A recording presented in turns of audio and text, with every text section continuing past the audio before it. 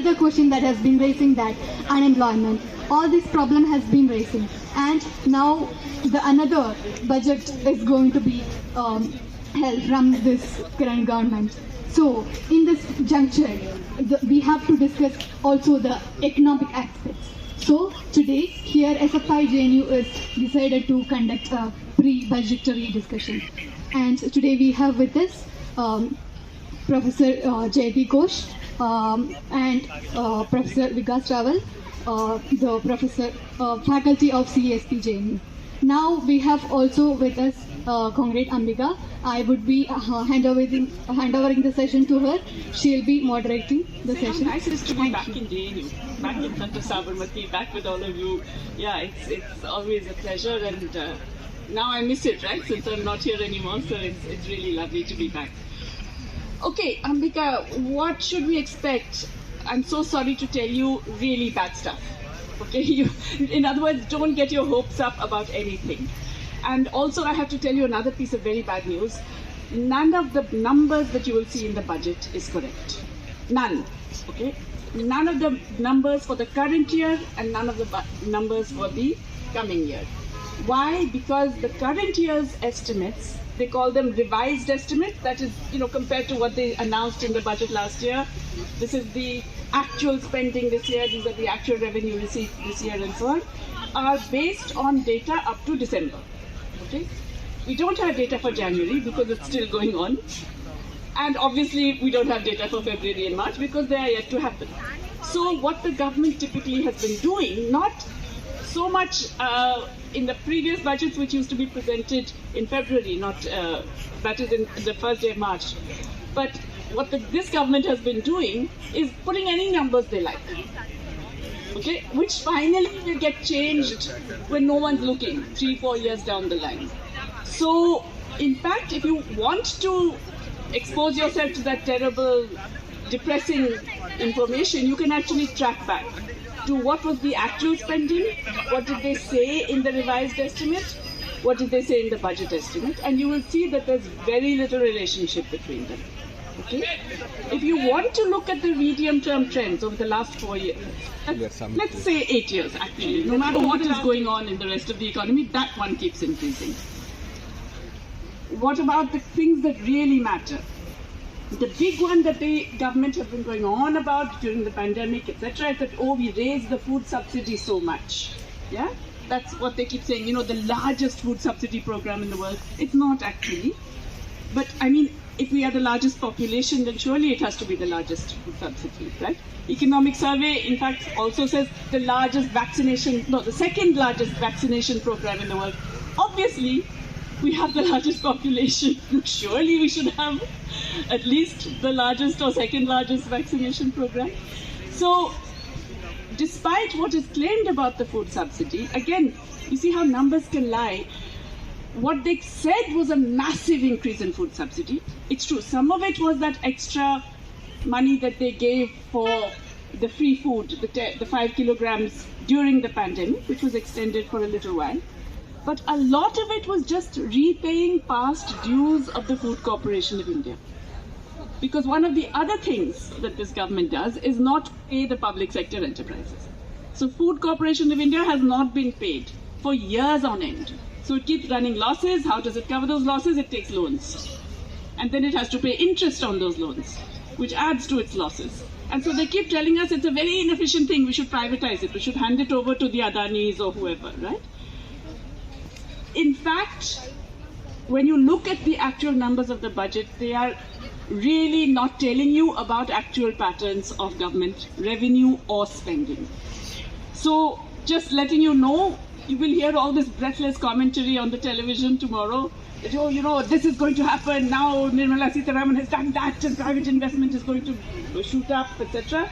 They will go to FICCI and ASOCHAM and all of those places where these fellows in suits will tell you this is a great budget, this is very visionary, this is perfect budget for this time, and so on. So all I'm telling you is don't believe any of it. Okay. And the strategy has really been, you give them everything. That is, you privatize public assets and hand them over. 32 airports overnight to one man, for example. Same man who's in trouble at the moment. And you hope that their expansion will then trickle down to the rest of the economy. That people will gain because they will grow. First of all, they put India on the map and everybody will recognize them, and then they become the richest in the world and everything. So, we should get pride in that. That's why that company's chief financial officer can come and try and explain their wrongdoings by sitting in front of an Indian flag and saying that an attack on us is like, what did he compare it to? A colonial massacre. How dare you say that we're cheating just because we have been cheating? That's like a colonial massacre. You dare not say that. So this extreme crony capitalism. Now, what's the strategy where it succeeds? Because, by the way, let's not kid ourselves. There have been crony capitalist economies that have succeeded. Japan was crony capitalist. South Korea was crony capitalist. Governments have cronies, they encourage them, and etc. The ones that have, many of the dictatorships that we've had across the world, typically also crony capitalist, and we don't even remember those economies because all of them are stagnating or depressed or falling and so on. But if you do not have the stakes, then what you get is not just a lot of public resources, the efforts of all of us, public taxpayers' money and public assets being transferred to an extremely small group of cronies, but you also do not get that trickle down. You don't get the economic expansion. You do not get the employment expansion without which it won't, spread across the rest of the economy. So, the longer you persist with this model, and right now, of course, the Adani Group has been shown what was the budget the previous year, 72,000 crore. So they don't actually provide the budget. And then what they do is they don't pay the state governments. So it's a demand-driven program. The Rural Employment Guarantee program is demand-driven. The law says you have to provide employment if it's asked for. What do? They simply don't record the fact that you've asked for employment, the state governments, because they're not getting money from the center. So you have state governments, every year, you have state governments that have owed money from the center, even for the relatively less employment that they have provided. Last year, that amount that they didn't pay was 26,000 crore. This year, we don't know what it will be, because as I said, we don't know what will happen in the next 3 months, but we already know that there is a deficit of about 11,500 crore already in this program. So it's hugely underfunded. The most minimum basic thing is underfunded. Health. I'm teaching right now in a university in the US. No one can believe me when I say that total government spending on health, center and states, is 1% of GDP. They say, no, you must have got it wrong, must be 10%. They can't believe it. No one can. We have one of the lowest government spending on health in the world. Okay? As a share of GDP, we are probably in the bottom 5 countries, and the others are conflict-ridden countries, where everything is a mess, where there are failed states and so on. We are unlikely to see an increase in health, but remember, health in expenditure is massively employment generating. Yeah? And it has major multiplier effects the more you spend on health. And if you actually have a health program that doesn't rely on underpaid Anganwadi workers and Ashas and so on, you would be generating much more secondary employment and economic activity. And of course, the big one, the one that affects all of you and all of us, education. I mean, I don't have to tell you how the pandemic has destroyed education in this country. You've lived through it. You've experienced it. But honestly, you guys are relatively privileged compared to the school children who have actually forgotten how to read and how to count. Those who didn't have access even to the mobile telephones through which apparently classes were conducted. So we have destroyed education like no other country. Pretty much every other country has doubled education spending post-pandemic because they know this. They know that the pandemic had a huge impact on education. We cut down on education spending in the pandemic because school to band hai, ab paise dene ki kya zarurat hai? So we actually reduced education spending during the pandemic. They will now tell you we've increased it. Why? Because they're bringing it back to the earlier level. That's all. Now, So as Mr. Ghosh has so clearly said, don't fall for it. Uh, so what happens tomorrow? The finance minister is going to do a budget speech, starts at 11, goes on for about 2 hours, interspersed with some poetry, some Sanskrit, and so on. Okay, all of that can be safely ignored. You don't have to worry about it. In fact, okay, what is the budget? The budget is the statement of what the government proposes to spend in the next financial year. Along with that, it has a statement of what, as Professor Ghosh was saying, as of data that are available so far, what has it done last year?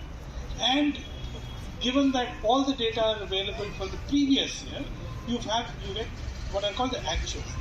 What did it actually do the previous year? A revised estimate of what it seems to be doing this year, and a proposal for what it's planning to do next year. Everything else is welcome. And that's the bulk of the speech. So bulk of the speech is going to be about all kinds of pronouncements which actually have no place in a budget speech. Budget speech has to be essentially a summary of what the government is proposing to do in terms of raising resources and spending, and what it has done as compared to what it has done last year. In all likelihood, we will have a long speech which will have very little of this, but a lot of other things. So, over the last few years, you find that the budget speeches have become a general PR exercise where the finance minister makes all kinds of pronouncements which have nothing to do with spending or raising resources, all kinds of other things. Okay, so I think that trend is going to continue. You would have in this speech a lot of statements which have no business. Every head of every item from where the money is coming and every item of expenditure, there are going to be 3 figures given. The figure for what it's proposing to do in the coming year, the revised figure for the last year, which is based on 10 months of data, and the final figure for the year before. Okay? So one can basically compare all of this, both. So if you see the last year's revised estimates, you will compare it with what did they actually say last year and what have they done. Okay? If you look at the final estimates of the year before last, you can see what did they originally propose, what did the revised estimate say, and what have they actually done. Okay? So this is the kind of comparison that you can make, both for revenues that the government would generate, the resources that the government would generate, and where it would spend. That's essentially what one should be looking for in the numbers, that budget. And that's really for whatever it's worth. Areas where there is hell of a lot of ambiguity. Okay? Take for example what people are spending, what the level of consumption, or what's happening in the informal sector, what's happening in agriculture, how much is the production in agriculture. One would think that's like something that requires serious estimation. You have a system of crop cutting surveys and an elaborate system of patwaris taking records of how much area has what crop, crop cutting surveys, and then it takes 3, 4, 5 years to get a final estimate of how much wheat and how much rice and how many onions and potatoes were produced in the country. Because it's all happening in the household sector, and nobody keeps record. Okay, so these are, or in the informal sector, production, informal sector employment, you have to do elaborate sample surveys to to do estimations of how these things are happening. So you would think that those are areas where % accurate. They exactly know what is going to be produced. Before any cropping has happened, before any sowing has happened, you don't know whether monsoon will be normal or not. You don't know anything. But the secretary sitting in Krishi Bhavan knows exactly how much is going to be produced. You don't know what is going to happen to your government spending. There you goof up. But agricultural production, you estimate to the dot. First advance estimate onwards. Every estimate is exactly correct. How does that happen? Okay, and that's the point, because these numbers have no meaning now. You're talking of statistics which are basically somebody's figment of imagination, or somebody at the top has said, look, all the organized sectors has tanked. So in our unorganized sector is where you increase the production, because nobody knows how much is actually happening, what's happening in agriculture, what's happening in MSME. So all of that has recovered. There's no crisis of MSME, there's no crisis of agriculture. You can happily increase production. If you look at agricultural sector, the sectors that have the highest growth, dairy, horticulture, floriculture, are sectors for which government does not even have a system of data collection. For crop cutting crops, there is at least a system there's supposed to be a system of crop cutting surveys. For livestock, there is no method of collection of data. In fact, one of my students has been filing RTIs for a whole year now, trying to get for one state the integrated sample survey data which has been done for any year. Not one so far, not one state has been able to provide data on the basis of which the estimates of production in the livestock sector were made. But livestock sector is what keeps the growth up.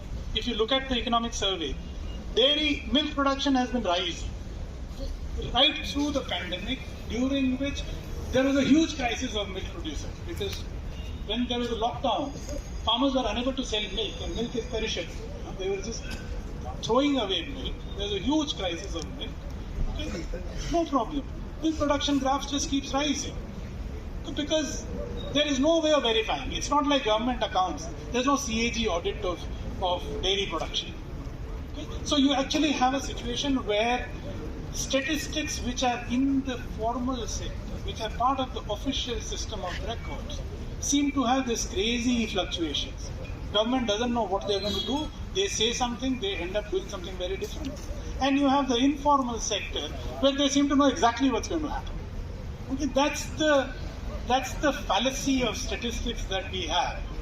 And I don't know. I keep saying this, and I feel that I've become a person who's just sort of seems to be one cynical character who keeps saying everything is wrong. But unfortunately, these are numbers which, how do you believe? If before monsoons have happened, before any sowing has happened, an agricultural secretary predicts to 99.5% level of accuracy what the production that year is going to be, what do I say? I say, sorry, thank you, I don't believe it. So, unfortunately, we are going to be dealing with those kinds of numbers tomorrow. It's important to try and remove the crap and see if there is some. We are not going to have to procure so much, so they are going to reduce the allocations for food subsidy. I don't see them expanding agricultural subsidies, despite the fact that there is a major crisis in supply of inputs such as fertilizer. But what I would not be surprised is if, because keeping an eye on election, they decide to increase what is clearly the most wasteful agricultural expenditure, that is PM Kisan. They would perhaps increase it from 6,000 to 10,000 or 8,000 and say that we've handed out so much money. That's money that doesn't get used for agriculture. That basically gets used for meeting consumption requirements of people who are actually in a deep agrarian crisis. So it just gives them a little bit of dole, but it does nothing to deal with the requirements of agriculture as an economic activity. So there would perhaps be handouts of that kind, a little bit, keeping in mind that elections are coming up. But I don't think we are going to see any serious attempt at dealing with the problems that Indian economy is facing, because I've already said that Indian economy is actually not facing any problem. That's the headline of the economic survey that's just been released today. There's a lot of spending on Beti Bachao, Beti Padhao. There are multiple schemes. There are different ways of working in the field of gender. But is there a specific thing, like in the economic survey or in the budget, which we look for from the point of view of gender? Thank you. All of the companies it invests in. Tragically, what we know is that, and that's why I don't believe there will finally be bank privatization and LIC privatization, is that the government has been making these public sector enterprises do what it wants.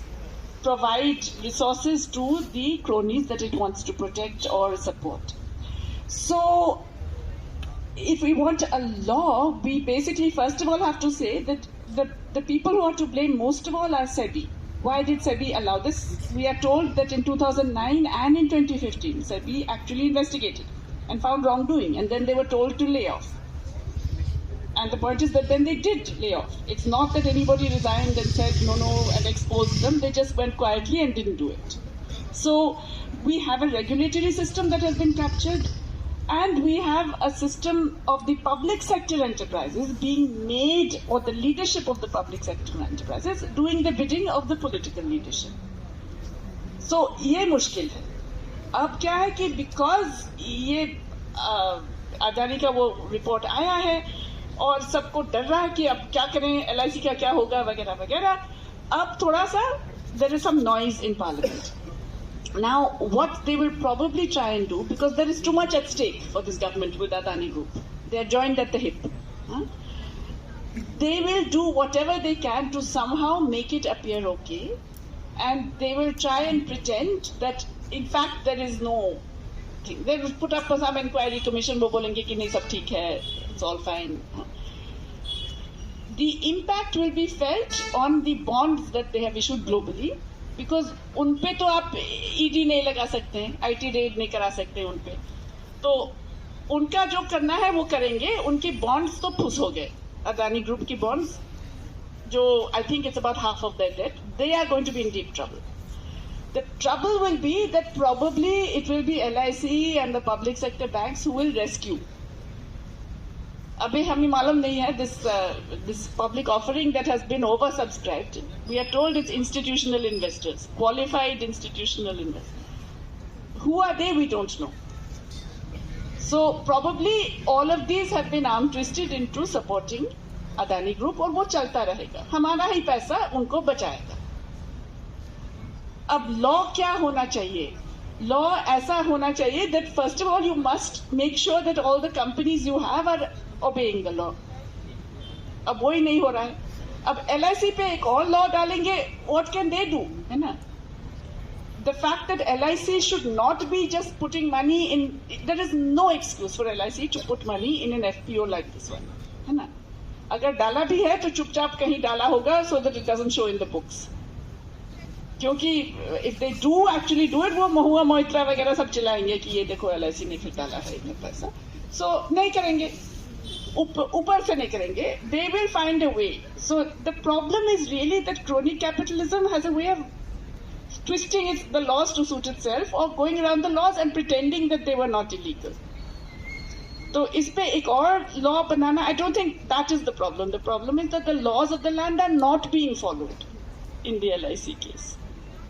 Okay, gender budgeting, and let me be honest, you know, कुछ 15 साल से Government of India has been doing gender budgeting, and they tell you that 17% of the money is going to. It's a complete con.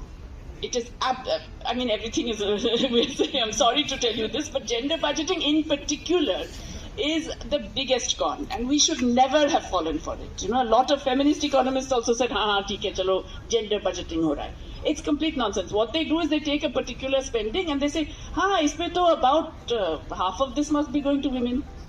So NREGA, we know that it's 40% women. चलो, 50% women in some years. आधा ये gender budget में चला गया. So they just take some schemes and shove it into a gender thing. To assess a budget from a feminist perspective, you have to look at the implications of revenue raising and the implications of spending. Not कि इस program में डाली हूँ, उस program में डाली हूँ. That's not the way to do the gender budgeting. And the mistake a lot of feminist economists made was to think that we look at that category, women and child पे कितना खर्च हुआ, आंगनवाड़ी पे कितना खर्च हुआ, and say that that is gender budgeting. It's not. Okay, we have to actually see, is the pattern of revenue raising regressive? Does it fall more on the poor and on indirect taxes? We know that already in the current year, from the data that actually has happened in the first 9 months of the year, We know that direct taxes are only 48% of revenue. Less than half of revenue is coming from direct taxes. Most of it is coming from indirect taxes. And indirect taxes fall on ordinary people. And they fall particularly on women who are responsible for provisioning of households. And so that's one big part. But in spending, it's not just specifically कि ये directly women के लिए है. If you're spending less on agriculture, that impacts women. If you're spending less on education, that impacts girls. If you're spending less on health, that's the most worst way, because that directly affects women. So it's not that you can have this scheme, that scheme. You can have 100 of these little schemes. But if you have cut down on real health spending, per capita health spending, then none of those schemes matter. It's the overall impact of that health spending that you have to look at. So I would say that we really have to look at the totality and see how does each of those affect women. Similarly, with marginalized groups, with minorities, with all of these, we have to see how do they impact the broader scheme of things. Of course, it's also true that there have been some completely appalling things, like the removal of scholarships for Muslim students and so on. The reduction of scholarships for Dalits as well. Massive reduction, as you know. In fact, a reduction of scholarships overall, which is a huge impact on the accessibility to all kinds of different marginalized groups. So we know that there are some schemes when they cut, it has a direct impact. But if you overall do not increase education spending, then scheme to chodo, if you had kept that scheme but you had reduced overall spending on education, it still would be a terrible blow to the marginalized communities, because they are the ones worst affected when there are cuts. So really you have to look at that aggregate and see what that overall pattern is meaning for the groups who are already less privileged. Okay, that's going for tribal students. Then you have some programs where it's a general spending. It is, defense spending, or spending on, let's say, fertilizer subsidy. Okay, now that fertilizer subsidy is going to companies. How much of fertilizer is being bought by Dalits and by tribals and by others? Who knows? Okay, nobody has this. Then there are schemes which are actually targeted to people, and you can, if you want to know how many, so let's say NREG, you have data on what percent of workers are men and what percent of workers are women. But there are schemes where you don't know that. So, in fact, we've been trying to find out under the NFSA, National Food Security Act, how many households are Dalits, how many are Adivasis, and how many are others. You don't have that information. That information is not available, doesn't exist. Now, somehow, for such schemes where government is spending money, you don't have the information. Some norm is used to divide up that. So you decide that 50% of this or 80% of NFSA expenditure must be going to SCs and STs. So let's put 80% of spending there. So, although the budget does have a statement on these things, the gender budget, spending for SCs, spending for tribals, it really has no meaning now. It's just there's some window dressing that's done. Question is about the government recently came up with the e-rupee policy, not very recently, and it is very similar to the UPIs we have. So I wanted to ask whether it is actually impacting us, or is it just another psychological weight that has been thrown to us as in the form of a policy? So that is my question. मेरा question ये है कि जो direct tax का जो revenue है वो ज़्यादातर सैलरी एम्प्लॉय है तो उनका कंट्रीब्यूशन है, और जो बिजनेसमैन है तो उनका कंपेयर उनका लेस है। और उसका कारण ये भी है कि उनकी जो प्लानिंग रहती है टैक्स प्लानिंग, तो उनको बहुत ज़्यादा उनको एडवांटेजेस मिलते हैं कि वो अपने टैक्स को अच्छे से मैनेज करें। कि मैं एक सी स्टूडेंट हूँ, तो मैंने 3 साल इंटर्नशिप में यही किया कि कैसे बिजनेसमैन रहते हैं उनका टैक्स कम किया जाए। तो सर मुझे और मैम ये भी है ना कि जैसे इंडायरेक्ट टैक्स का ये है रेशो है, तो इंडायरेक्ट टैक्स का जो I have a broader question. So it's related to the crisis of data per se. So we've seen two-handed problem here. On one hand, the methodologies of data collection itself are very flawed today. And on the other hand, there is no accountability on the government with respect to the data they provide in the public domain. So, my question is, firstly, how are they able to escape this accountability for so long? And what are the measures that can be taken to solve this crisis of data? Thank you. This will be the final question. My question is to both the professors that every one of us are and the student from labor studies, every one of us are facing economic crisis in each home, in whichever economic activity the family is there, maybe formally employed or informally employed, except the elite sections of society. But with the withdrawal of support from the state in every manner. But still, ma'am, my question is that many of our students also in our class, I come across this thing that without capitalism, the state would die. It's only capitalism a means for the economic development. Otherwise, state would die. So, how would you make many of us?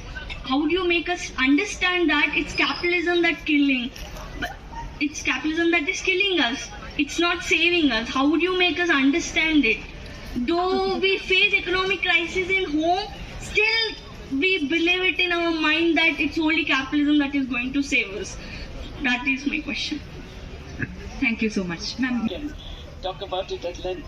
How they suppress even the surveys and all of that. So yeah, absolutely. Okay, now I'm going to talk about the capitalism question at the end. Okay, now before that there was, oh God, this is the senior moment. वो क्या था बीच में? What were the other questions? GST. What was the no? What was it? A GST question? MSME. It was an MSME question. How do we find out about MSME? Survey them. That's what every government has done in the past. We have a government. This is related to the data question. We have a government that doesn't want you to know. We used to have an enterprise survey that actually captured the situation. We used to have a census, an economic census that told you lots of detail about different types. In fact, some of our students here have used data from all of these. We now do not get the obvious surveys that you have to do to understand what is going on in your economy. We don't even have any estimate of the size of the informal economy relative to the formal after 2004-05. That was the last time they actually attempted that. So it can be done, and many countries do it, but you have to do the survey. You can't do it without a survey. And only the government can do that survey on that scale. And you have a whole national statistical organization to do all of those things. But ab kar nahi rahe. So then they will use EPFO data and etc. GST data because they want to grab anything that they can portray in a better light. In fact, probably most of that GST collection is coming from larger companies. They're going on, for example, that corporate taxes have gone up. But that's because corporate profits have zoomed and the tax as a share of profits has come down. But they will tell you, itna badh gaya corporate profits, taxes, and that shows that we are being more inclusive. So, in fact, it's not that difficult to actually try and capture the condition of MSMEs. It's just that they don't want to do it. Okay, then what was the other question? E-rupee, you're right. It's the same thing. All of us are doing digital transactions. This is a digital transaction supposedly handled by the central bank. I mean, I really don't see. That's a very good question. A lot of countries are doing this central bank digital currency. I think the idea is to do away with the intermediary. I don't think in India it is the same role because here a lot of it has to do also with surveillance and monitoring. I mean, it's true you can twist the arms of the private providers to make them share their data with you, but it's also easier if you can get it yourself. So the thing about an e-rupee would be that it would centralize that digital payment. But it's not fundamentally or conceptually a different thing. by the way, this whole idea that there is a different kind of money the minute you have a digital transaction, that's not true, because money is anyway of and between human minds. We can make anything money. We can take our little slips of paper, and between all of ourselves we can say we will use this as money for transactions. So digital currency, yes, adds convenience. It also adds monitoring and surveillance. It also enables tracking. Very old, I have to tell you. So I have talked too many times about the final crisis of capitalism. Ab kya hai? I am at a point in life where I would love to see the end of capitalism, but at least I want a better life for people. Okay? So therefore I'm saying it's absolutely true that this is fundamentally a deeply exploitative, dead system in a way. It's an economically dead system because it's really not even dynamic in the same sense anymore. But as there's a German philosopher who said that capitalism is already dead, it's just that there's nobody to move that dead body out of the way. So it's like a shroud all over us. I'm saying that to move that shroud, you can't begin by saying, "Sab overthrow karo," because that's not going to happen. To remove that shroud, you have to begin by recovering the space which has been taken away under it. And that can be done. It's not impossible. Yes, there is a crisis in every home of employment. Yes, there is a dramatic reduction in all social spending, social protection, though we never had much to speak of, etc. Is it inevitable under capitalism?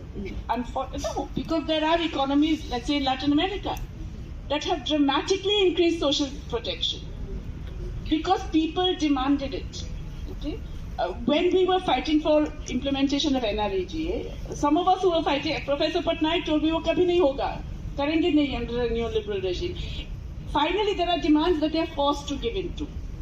And when Modi came to power, he said, this is a monument to the failure of the previous government. We can't get rid of it.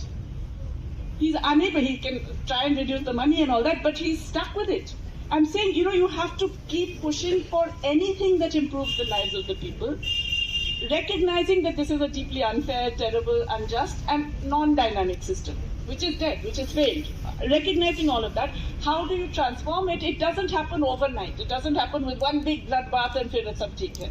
It happens through all kinds of little changes that you are making all the time to improve the bargaining power of workers, including unpaid workers, I have to emphasize, to improve the rights of citizens, to make sure everybody gets their economic and social rights. So you have to keep fighting at all of those different levels. It's not impossible. There was a phase even in India, well, I suppose you were all in school or something, right? UPA 1, when was it? 2004 to 2009, when it was not that this was a neoliberal government, right? But they were forced to do rights-based legislation. They did the right to work, the right to food. There was almost going to be a right to health. Not because the leadership wanted it, they absolutely did not, but because there was ground pressure that made them do it. So I'm just saying, it's true that capitalism is a terrible system, but I'm saying don't wait for the end of that system. Please get on with demanding changes that would move us towards a transformation eventually.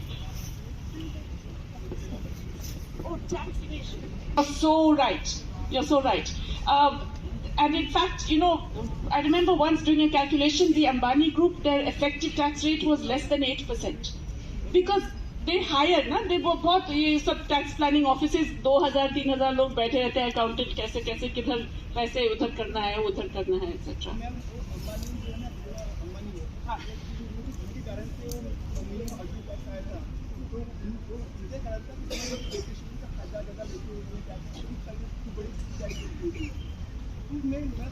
We must recognize that there is a lot of evasion. So and avoidance also, legal avoidance and illegal evasion. So सबसे पहले, when you know that there are people holding assets abroad, you tax them on it. So, by the way, this government knows. Swiss banks have shared their information. A lot of tax havens were forced to share their information. So, this government has information on who is holding which assets where. Okay? The finance minister of Colombia, recently Colombia got elected a left government. The new finance minister of Colombia has instituted a tax where he is taxing the wealth of the richest millionaires and above.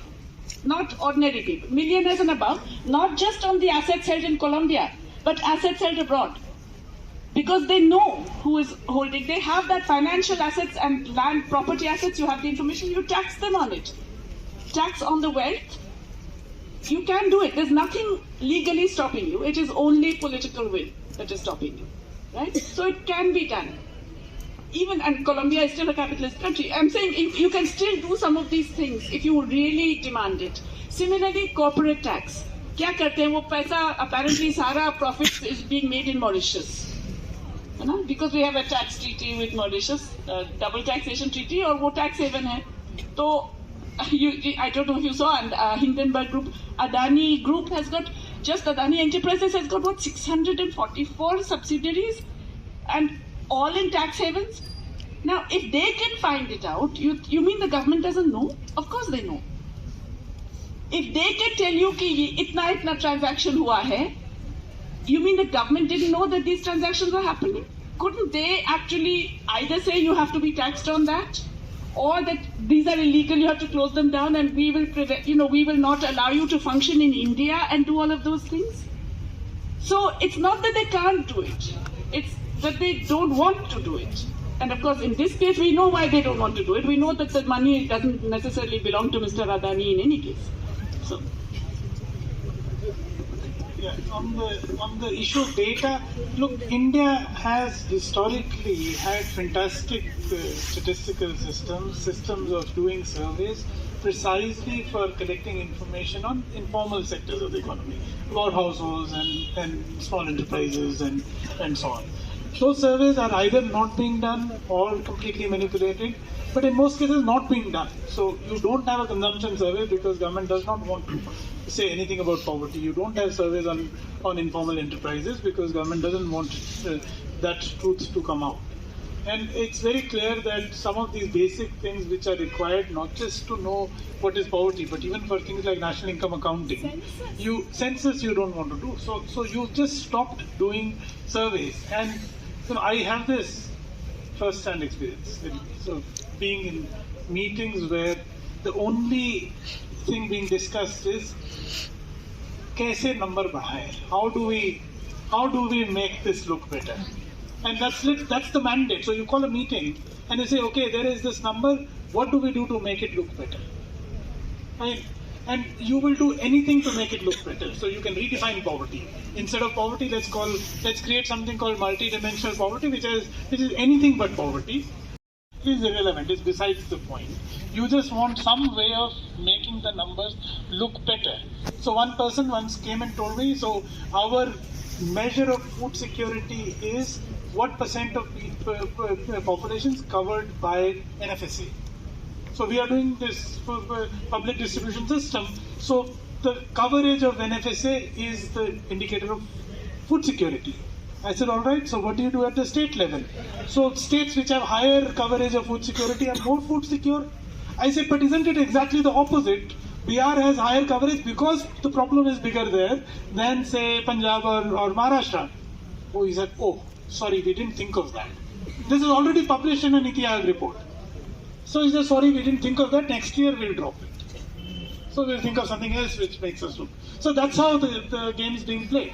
And it's blatant. You say, okay, let's look for an indicator, a measure that will make it look good. So we find EPFO numbers or some such thing, and so it's openly there. So that's unfortunately the situation of statistics. On what can be done, I think what Professor Ghosh was saying is what I would echo, that, you don't have to wait for revolution to happen. There are things that can be done, but what gets done depends on how much pressure is there from below. Now, I was actually thinking, since we're in JNU, a popular slogan used to be, what, शिक्षा पर कितना खर्चा हो, budget का 10वां हिस्सा हो. Does it happen? You see, it doesn't, okay? And that slogan is not heard as much as it used to be before. So, we just need to make shout that slogan out louder again and force the government to do it. So I think we should be looking at those numbers, see what percent is being spent on education, how much does it fall short of that 10% demand and make that demand, right? So that's what we need to do. You know, there's a reason I want to echo Vikas on this thing that you guys have to make the demands, because one thing we've realized, which is why so much attack, is that one group the government is actually scared of is students. So you people have a lot more power than you realize.